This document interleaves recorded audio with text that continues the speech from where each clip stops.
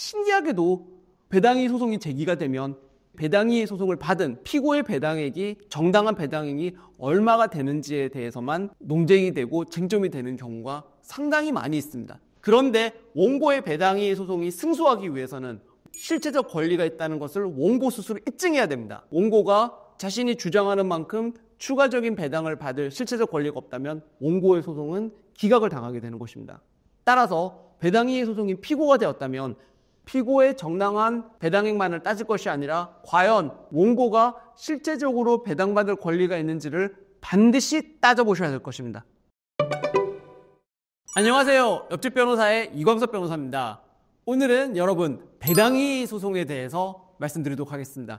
여러분들께서 배당이의 소송을 제기하시거나 혹은 배당이의 소송을 피고로서 받았을 경우에 꼭 아셔야 될 점들에 대해서 오늘 정리해 드리겠습니다. 배당이의소라는 것은 배당 기일에 작성된 배당표의 경정을 청구하는 소송입니다. 가령 부동산 임의경매 사건이나 부동산 강제경매 사건에서 부동산이 경락이 되고 그 경락된 매각 대금을 각 채권자들 그리고 채무자 그리고 배당을 받을 권리가 있는 사람들에게 분배를 해야 되는데 그 경매법원이 1차적으로 분배한 표가 배당 기일에 작성되는 배당표입니다. 그런데 가령 채권자 A는 100원을 받아라, 채권자 B는 3,000원을 받아라 는 배당표에 각 배당액이 적혀지게 되는데 이것이 실체적 권리관계와 어긋나는 경우가 있습니다.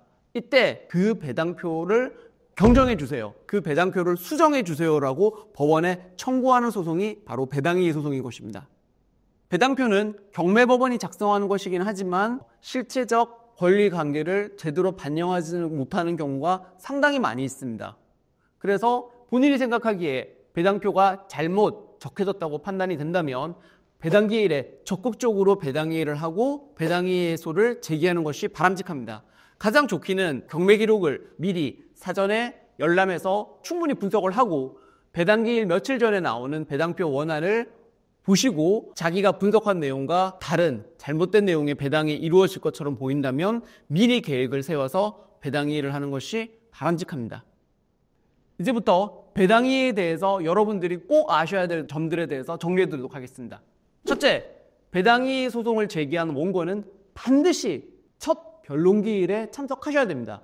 원고가 첫 변론기일에 불출석하게 되면 원고가 소를 취하한 것으로 간주되고 그 소송 절차는 거기서 종결되게 됩니다. 나중에 동일한 원인으로 배당이의 소송 대신 부당이득 반환 청구 소송을 제기할 수도 있지만 그때는 승소한다고 하더라도 집행에 어려움이 있을 수 있기 때문에 배당이의 소송을 제기한 원고는 첫 기일에 반드시 참석하는 것이 매우 중요하다고 하겠습니다.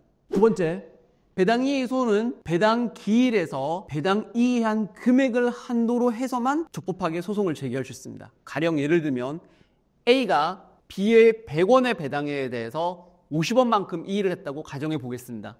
그러면 A는 B를 상대로 한 배당이의 소송에서 50원까지만 배당표의 경정을 구할 수 있습니다. 배당이의를 50원을 했음에도 불구하고 A가 그 50원의 한도를 넘어서 70원만큼 B의 배당표를 바꿔달라고 청구할 경우 그 50원의 배당이의한 금액을 초과한 금액에 대해서는 각각 판결을 받게 되는 것입니다. 세 번째, 아까 말씀드렸다시피 배당이의 소송은 배당이의한 금액을 한도로만 해서 적법하게 제기할 수 있는데 중요한 점은 배당 기일로부터 일주일 이내에 배당이의소를 제기를 하고 소재기 증명원과 소장 사본을 경매법원에 제출해야 된다는 것입니다. 이렇게 소장 사본과 소재기 증명원을 제출을 해야지 소송으로 다투겠다고 한 계정 금액이 배당되지 않고 공탁되게 됩니다. 이때 공탁되는 금액은 배당이의한 금액과 배당이의소를 실제로 제기한 금액 중에서 작은 금액이 실제 공탁되게 되는 것입니다. 가령 100원을 배당이의했다고 하더라도 배당이의소는 50원만큼만 제기를 했다면 작은 금액인 50원만큼만 공탁되게 되는 것입니다. 네 번째, 배당이의 소송은 청구 취지 확정도 주의를 하셔야 됩니다. 아까 말씀드렸다시피 일주일 이내에 배당이의 소를 제기를 하고 그 소를 제기를 했다는 증명이 된 한도 내에서만 배당금이 묶여서 공탁이 되게 됩니다. 일주일을 넘어서 확장된 부분은 부적법하게 되는 것입니다. 따라서 청구 취지 확장을 하더라도 일주일 이내에 청구 취지 확장이 이루어져야 되며 확장된 금액이든 소를 제기한 금액이든 원래 배당기일에서 배당이익을 한 금액을 초과하는 부분에 대해서는 배당이익 소송이 부적법하다는 판단을 받게 되는 것입니다. 다섯 번째, 정말 주의하셔야 될 부분이 있는데 채무자가 배당이익을 하는 경우입니다. 배당기일에 채권자가 아니라 채무자가 채권자의 집행 권한을 근거로 배당받은 부분에서 배당이익을 했다면 채무자는 배당이익한 이후에 배당이해소를 제기하는 것이 아니라 강제집행정지 결정과 청구 이해 소송을 제기해야 됩니다. 즉, 채무자가 집행 권한을 가지고 있는 채권자의 배당금을 다투고 싶을 때는 강제집행 정지를 하고 청구 이해소를 제기한 다음에 강제집행정지 결정문과 청구 이해소를 제기했다는 소재기 증명원과 소장사본을 경매법원에 제출해야 되는 것입니다. 여섯 번째, 배당이익 소송의 특수성에 대해서 이해를 하셔야 됩니다. 우리가 알고 있는 일반적인 민사소송의 상당 부분은 직접적인 법률관계를 맺은 당사자들끼리의 소송인 경우가 많습니다. 가령 A하고 B가 계약을 체결하고 거래관계를 하다가 중간에 분쟁이 생긴 경우에 소송으로 간 경우가 그 예입니다. 이에 반해 배당이익 소송은 공동의 채무자를 둔 채권자들끼리의 소송인 경우가 많고 그 채권자들끼리는 배당이익 소송에서 만나기 전까지는 직접적인 법률관계나 거래관계를 형성한 적이 없는 경우가 대부분입니다. 따라서 상대방 채권자와 채무자가 어떤 식의 법률관계를 형성했는지 소송을 제기하는 자가 100% 정확하게 알 수 없는 경우가 많고 배당이익 소송의 특유의 증거 방법과 추론 방법을 동원을 할 필요가 있는 것입니다. 일곱 번째, 배당이익 소송은 사회행위 취소 소송과의 결합 가능성을 반드시 고려하셔야 됩니다. 이것은 원피고 모두에게 마찬가지입니다. 가령 원고의 입장에서 보면 피고가 배당을 받은 채권, 그 권리가 실체적으로 정당하게 성립된 것이라고 하더라도 사회행위 취소 소송의 대상이 된다면 원고는 사회행위 취소 소송을 통해서 피고의 배당받을 권리를 없는 것으로 할 수 있게 되는 것입니다. 가령 좀 더 구체적인 예를 들자면 원고가 가장임치하인이라고 주장하면서 배당이익 소송을 제기했다고 가정해 보겠습니다. 이때 설령 피고가 통정허위 표시에 의한 가장임차인이 아니라 하더라도 피고의 임대차 계약은 사회행위 취소 소송의 대상이 될 수 있고 원고는 사회행위 취소 소송을 병합함으로써 보다 손쉽게 배당표의 경정이라는 결과를 가질 수 있게 되는 것입니다.